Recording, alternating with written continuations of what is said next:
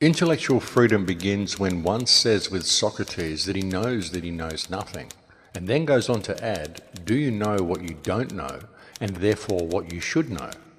If your answer is affirmative and humble, then you are your own teacher. You are making your own assignment, and you will be your own best critic. You will not need externally imposed courses, nor marks, nor diplomas, nor a nod from your boss in business or in politics. Scott Buchanan.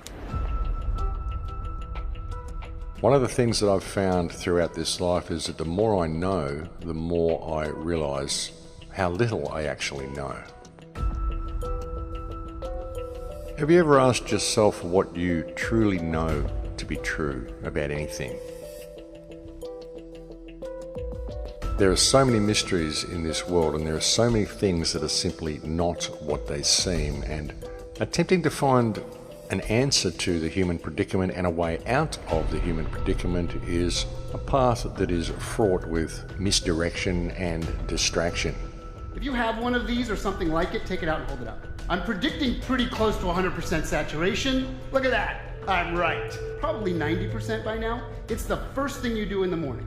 When you hold up and you wake up, you check your little robot. It's on your body for almost the entire day. And the question is, are things unfolding the way they should as a natural result of human intellectual evolution or human spiritual evolution? Or is humanity simply being led into a certain direction whereby they think they are becoming freer, but really what is happening is they're becoming more controlled? Right now, the system is attempting to evolve humanity through technology, so we can live in the Orwellian brave new smart grid that's being built all around us. This means people who are already asleep in a society largely run on falsity and deceptions, illusions, will be taken a step further away from themselves and reality. A lot of this stuff that we're seeing is basically removing human decision making from certain equations. It's putting it all under the control of AI. And this is the case even with the blockchain, because the blockchain is basically its own thing and it runs its transactions and its ledgers in its own way. It removes human decision making from the chain. And this is a good thing in many ways as it decentralizes control of currency, but it also removes decision making from the minds of the average man on the street. You know, certain aspects of our lives that we're used to doing, certain things that make us human, these aspects of ourselves are being removed from us. And the machine is making more and more decisions that control everyday actions of our lives. A lot of people think this is a good thing because they're applying it to the currency and they're looking at the control that central banks have had over the currency for so long and the damage that it's done, and so decentralizing that control seems as a good thing. And yes, it is in many ways. But if that decentralization removes decision making from the minds of the people, from the hands of mankind in general, then it could lead to a place that is not exactly where we wanted it to go. That's the thing. We got so addicted to technology that 9 out of 10 people today experience something called phantom vibrations. This is when you have your phone in your pocket and you thought it vibrated, you pull it out, there is nothing. People looking at these little pieces of silicon in various sizes, not really communicating with each other, communicating with their little robot buddies. Is this where we're going next? Are we effectively softened up enough as humans with our robotic connections to the world that we are actually going to be accepting more, a lot more? And when you learn about what this is called virtual reality, you will be amazed at what it can do. You imagine the control that comes over people's minds with that. And we've seen this as well with the introduction of so many new disabilities. You know, ADD, ADHD, you know, anything that isn't normal, anything that isn't perfectly mainstream, a child walking between the lines completely, any type of free thinking is being classed as a disability. Any type of stress is being classed as a disability.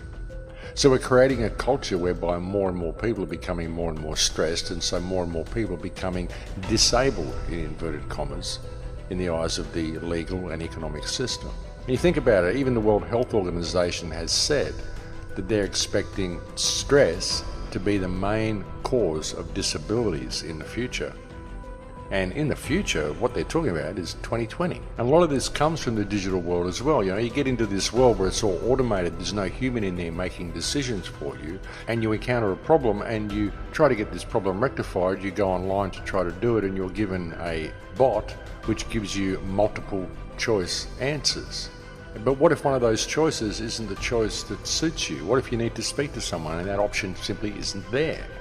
You end up stressed. You end up not in a situation where you get what you want. You can never really get the problem rectified the way you would like it to be rectified. You always have to settle for some sort of compromise or some decision that is made by the machine. And this results in stress. So the whole thing's a play, and you get to a point where you realize that this is where we are being led. We are being led into a point, into a place, where as the system becomes more and more automated, more and more mechanized, people lose more and more employment and human decisions are removed from situations more and more. We get to a point where basically the entire human race ends up on a disability pension. Well, most of it anyway, because most of them simply can't function within the system. And if they can't function within the system, if their jobs are being removed and their normal life skills are being removed, well, what way can you compensate for these people? Well, the best way to do it is to put them on some sort of disability pension. And the way you do that is to make every loss of life skill, every life skill they've lost, and every emotion that they feel or any wish to express that emotion, if it's anything apart from bland happiness, becomes a disability. And I know this probably sounds a little difficult for people to deal with and a little difficult to take, and I'm not saying anything about people with normal disabilities. I mean, there's a lot of people out in the society who have disabilities, very genuine disabilities, who need looking after.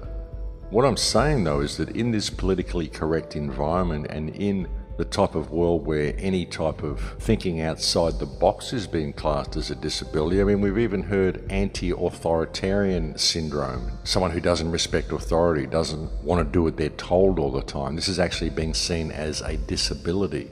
People who won't think inside the box, people who question their government. This is being classed as a mental problem, folks, a mental disorder. So it's very easy to categorize anybody who doesn't think the way you want them to think as being disabled, and that's what is happening. This, of course, has all been achieved via the gradual dumbing down of the human race as well. You know, the education system, and again, the things that we get on our mobile phones, all the little smart conveniences we get to help us out in our lives all the time, which prevent us from thinking for ourselves.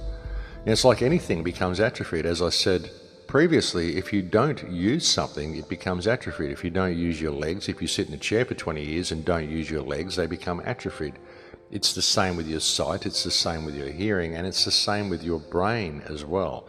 If you don't use it, if you don't continue to grow those neural pathways, then they disappear. It's a simple fact that people use a GPS to navigate their way around their own city that they live in.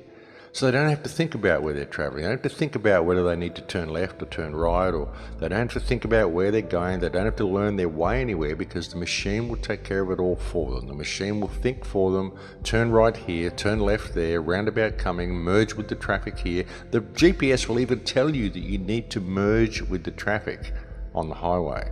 When you're entering the on-ramp on a highway, it will tell you in 400 meters you need to merge with the traffic. Well, of course you do. You're entering a highway. You know you need to merge with the traffic. You don't need to have a machine to tell you. But what this does is it prevents people from thinking about anything. It turns people into these little automatons, these little drones that just do what they're told. Turn left here, turn right there, lift the right leg, lift the left leg. Soon you'll have little implants telling you have an itchy thigh, you need to scratch it, and it'll tell you how to scratch it. It's getting that bad, ladies and gentlemen. But what this all does is it gradually removes people of their neurological powers. It removes people of their cognitive function. It prevents people from being able to think clearly about anything. It just shuts their brains down. And that is what all of this stuff is doing. That's what all these conveniences are doing. They're removing you of your life skills. Most people don't know how to do any of the most simplest tasks in life anymore, because they need to be told how to do it. They need to read instructions on how to do it. They need to have a manual. They need to have something which tells them what to do. We live in a world now where humans are not learning to love. They're not learning empathy, but they're becoming more apathetic and more disconnected. Inequality hasn't been solved in hundreds of years, and now it's at overwhelming levels, and still we parade forward, always forward, with the full knowledge that not everyone is going to have access to the best technology upgrades either, because it's going to be a big club, and the majority of us are not going to be in it, as George Carlin would say. The only tyrant I will accept in this world is the still small voice within me. And even though I have to face the prospect of being in a minority of one, I humbly believe that I have the courage to be in such a hopeless minority.